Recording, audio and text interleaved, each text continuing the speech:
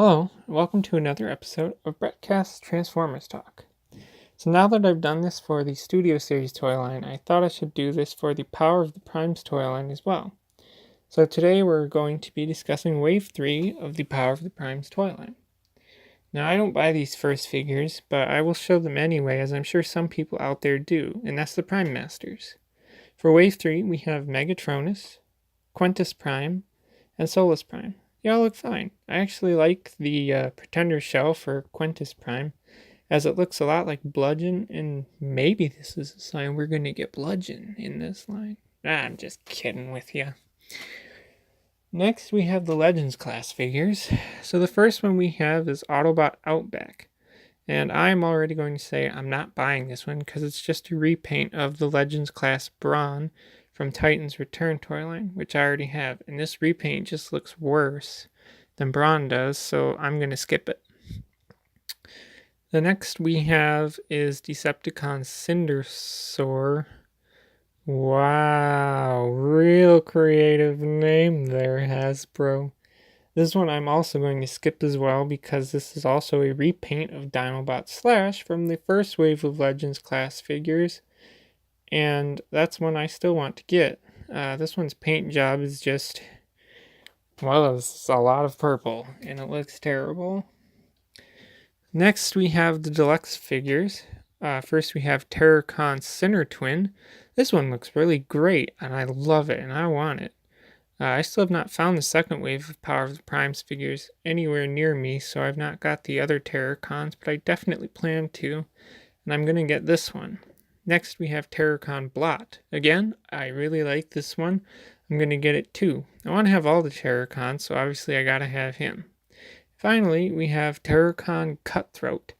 And this is my favorite of all the new Terrorcons coming out. It looks great in both robot mode and beast mode. I'm definitely going to get it too.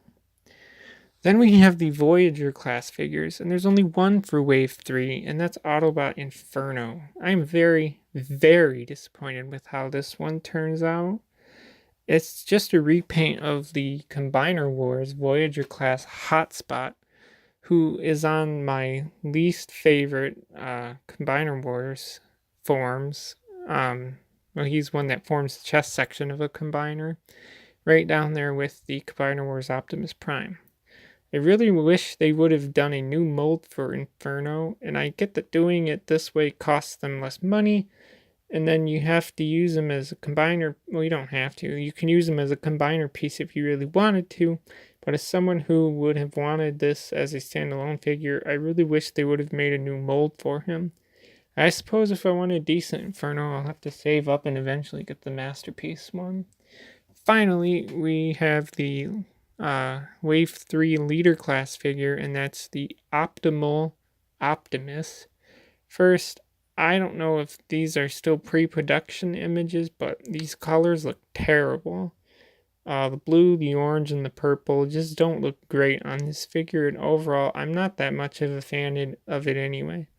I don't have a major attachment to Beast Wars, and yes, I've seen episodes, and I didn't find it that special.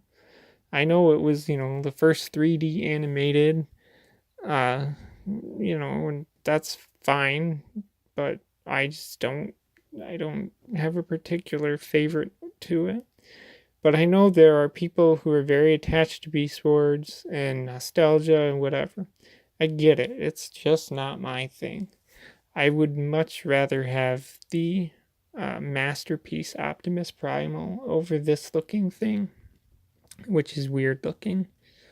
So, there are my thoughts on the third wave of Power of the Primes figures. As I said, still waiting for Wave 2 to show up so I can get those, and same goes for Studio Series. Still, I eagerly await getting my hands on certain figures from both Wave 2 of the toy lines.